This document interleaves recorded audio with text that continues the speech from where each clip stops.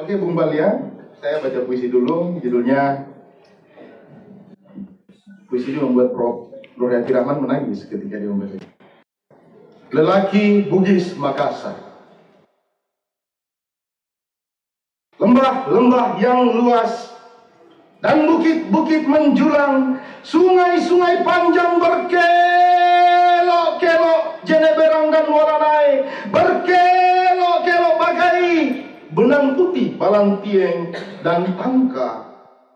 Pantai berpasir putih Waniaga, ikan-ikan ragam warna Karamrang, dan negeri 9 pulau Sinjai, Kemilau Laut Bening, Taka Bonerate, Kabut Ganda Dewata dan Lembana Malino, bersama bunga 1000 warna, Palung Hati Yusuf dan Malombasi, yang bersikir dalam sejarah, dilupakan kembang melati, ditukar sejarah dengan melati, melupakan jati diri. Penikmat lukisan alam, hujan menderas di hulu subuh, menjadi cerita duka lara di masa kini.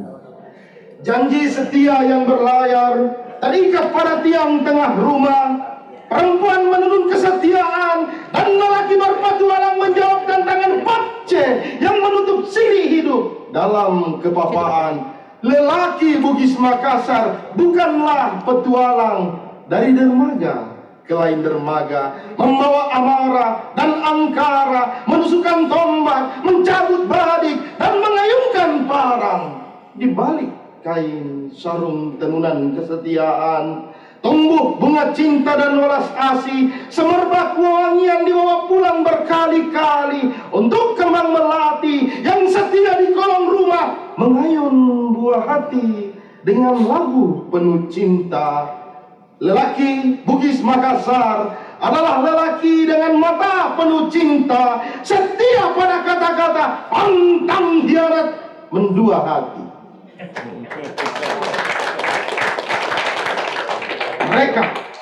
Mereka memilih mati daripada hidup mengingkari janji cintanya, membayang dalam legenda Rai Padayapati dan Datuk Musem.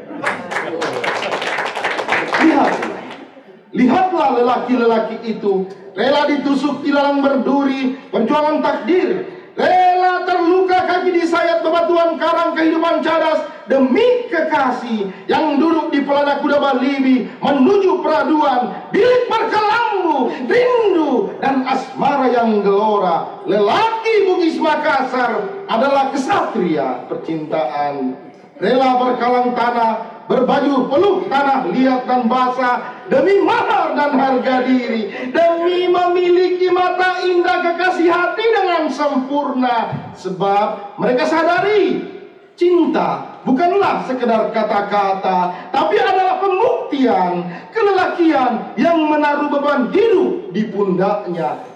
Jangan kau tuduh lelaki Bugis Makassar itu pendebar angkara. Mereka lahir dan tumbuh di negeri penuh lembah, bukit dan pantai, sungai dan laut yang teduh, tumbuh dengan nyanyian kebijaksanaan, nada kelembutan, mantra yang tawadu, dan kata-kata kearifan, dimandikan dengan rupa-rupa kembang, suara seruling, dan lantunan ayat suci di dalam sejarah. Perempuan-perempuan mereka adalah ratu yang menaruh sirih Papce dalam rumahnya, dalam hatinya.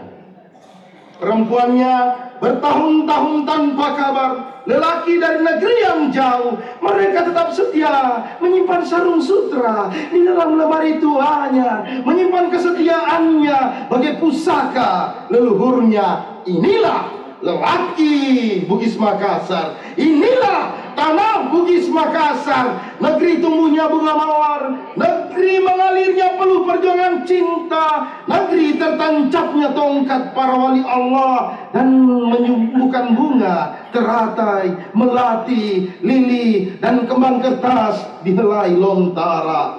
Pedang, keris, tombak, panah, balirah, cubuk, kandau, badik, dan taji terikat di tiang tengah rumah. Dia tak dibawa berjalan ke tengah jalan raya, dia tak ditenteng ke kampus-kampus dan lorong jalan. Sebab itu adalah pusaka yang pantang meninggalkan rumah, dan badik itu tidak di pinggangnya kini. Badik itu telah diletakkannya rapi di dalam hatinya. Lihatlah, lihatlah, lihatlah Bugis Makassar. Awan dan kabut menjadi satu di atas gunungnya. Siapa bertempur di sana? Lihatlah Bugis Makassar. Cengkeh, merica, buah kelapa, bunga dan wangi kopi menjadi cinta. Siapa berperang di sana? Tak ada. Lelaki Bugis Makassar adalah lelaki penuh cinta. Sekali berkata, aku cinta kepadamu, maka aku cinta kepadamu. Kuang panai urusan kedua. Solidaritas kerabat adalah jawaban bagi dinding pemisahnya. Inilah lelaki Bugis Makassar.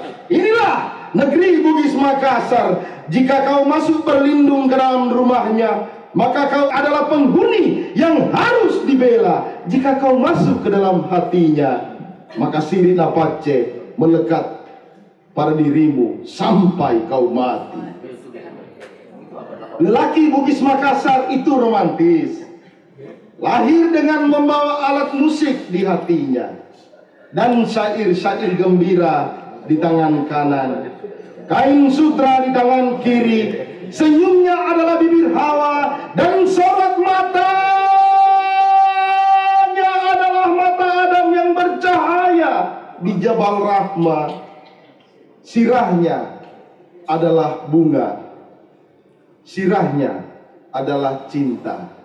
Karena dia cinta, jangan heran jika dia kerap bercerita ingin menikah lagi.